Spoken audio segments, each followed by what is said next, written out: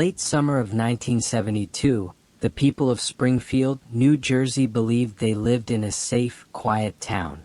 A place where doors were left unlocked, where kids rode their bikes until dusk, where nothing truly terrible ever happened. But on the afternoon of August 7th, 16-year-old Jeannette Christine DePalma walked out her front door and vanished. For 6 long weeks, her family searched forests, parks, and streets. They prayed. They begged. They waited. Then one warm September day, a dog emerged from the woods, carrying something in its mouth. At that moment, the peaceful illusion of Springfield shattered. And when Jeannette's body was finally found, resting on a cliff locals called the Devil's Teeth, the story that emerged would ignite fear, suspicion, occult rumors, and controversy that still haunts the region 50 years later. Tonight, we revisit one of New Jersey's most unsettling unsolved mysteries.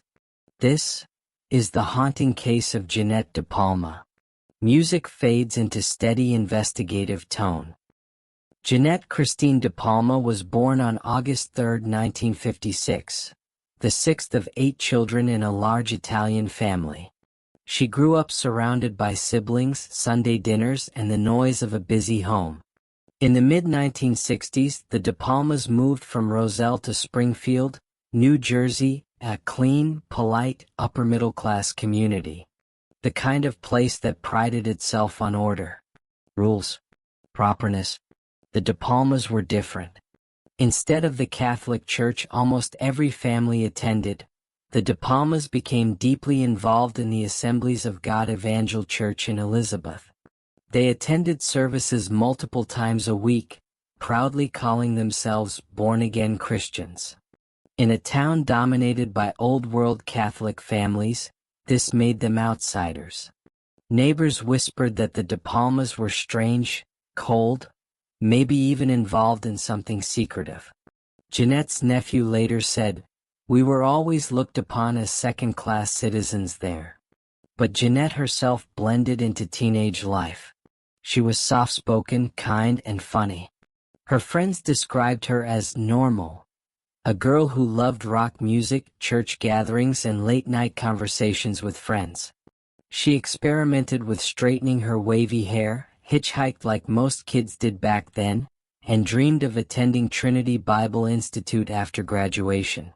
She was in every way a typical teenager, living in an atypical town. And her life was about to change forever. Monday, August 7, 1972. A summer day like any other. At 11 a.m., Jeannette called her cousin Gail. They'd made plans to see 2 boys they'd met at Echo Lake Park the night before. At first, Jeannette hesitated. She said she had chores. But eventually, she agreed. She told her mother she would walk to the train station, catch a train to Berkeley Heights, and meet Gail. At 1:20 p.m., she grabbed her purse and walked out the front door. This would be the last confirmed moment anyone saw her alive. There were no reported sightings at the train station. No witnesses who remembered her walking there. No friend who received a phone call. No one who came forward claiming to have picked her up while hitchhiking. By nighttime, her parents were worried. Jeannette wasn't the type to disappear without calling. At 10 p.m. they called police. But in 1972, authorities often waited before classifying a teen's disappearance as serious. The police told the family to give it time. "She'll come home," they said. But she didn't. Hours turned to days. Days turned to weeks. Her family searched the woods, parks, and neighborhoods themselves. They begged detectives to help. And soon, a quiet truth settled over the home on Clearview Drive. Jeannette wasn't coming back. 6 weeks later, on September 19, 1972, a woman named Grace Trezone was unpacking groceries in her kitchen when she saw her dog trotting happily out of the woods. In its mouth was an object. At first she thought it was a stick. But when the dog dropped it onto the kitchen floor, she saw the truth. It was a human forearm. Police rushed to the wooded area near Mountain View Road, searching an expanse of land known as the Hoodale Quarry, a massive, abandoned industrial site filled with jagged cliffs and thick brush. Officer Lowell Hardy soon discovered the upper part of the arm along an unfinished stretch of Interstate 78. The search intensified. Officers hacked through dense vegetation, guided by the smell of decay. Eventually, they reached a natural stone formation, a 40-foot cliff with sharp, protruding rocks. Locals had a name for it: the Devil's Teeth.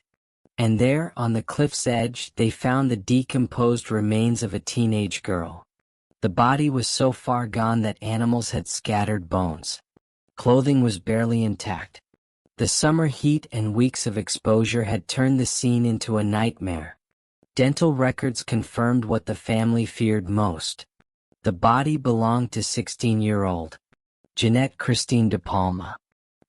What happened at the scene has become the most debated, confusing, and controversial aspect of this entire case.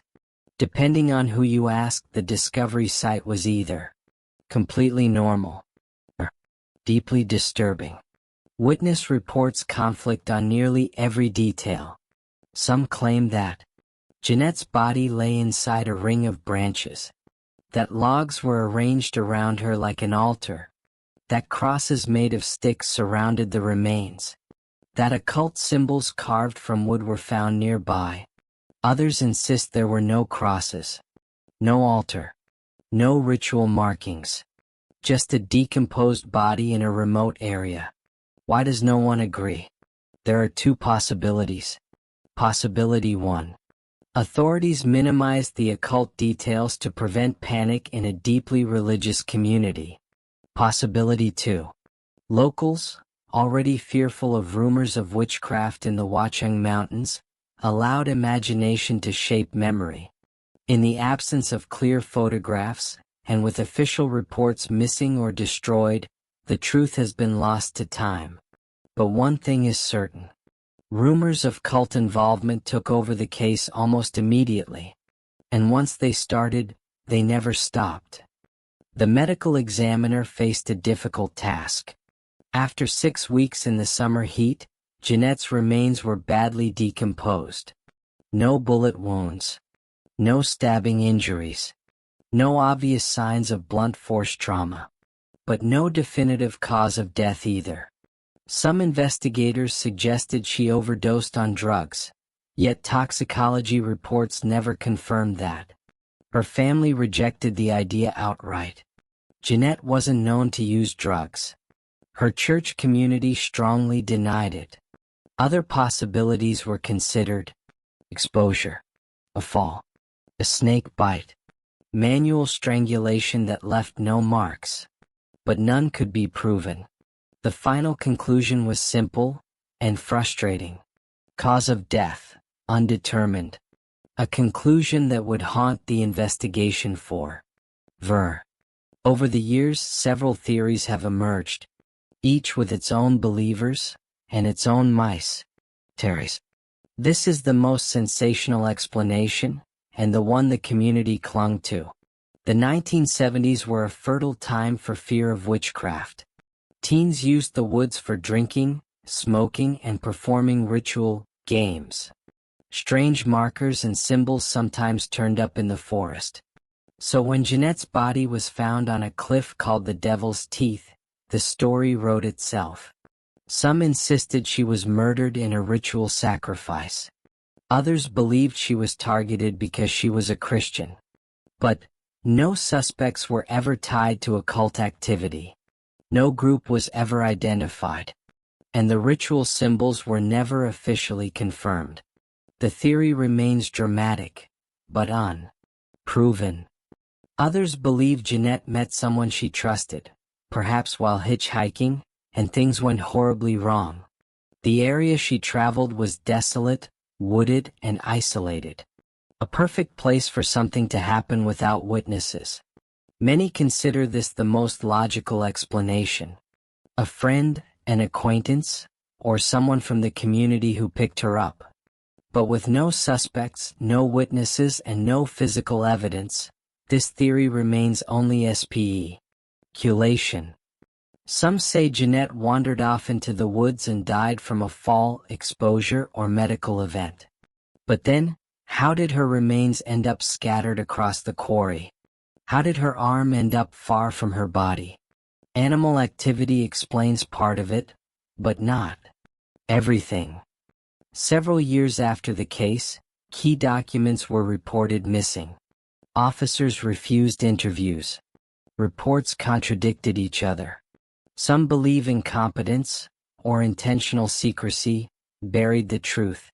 Why never know? It has been more than 50 years since Jeannette DePalma left her home for the last time. 50 years since her remains were discovered on the Devil's Teeth.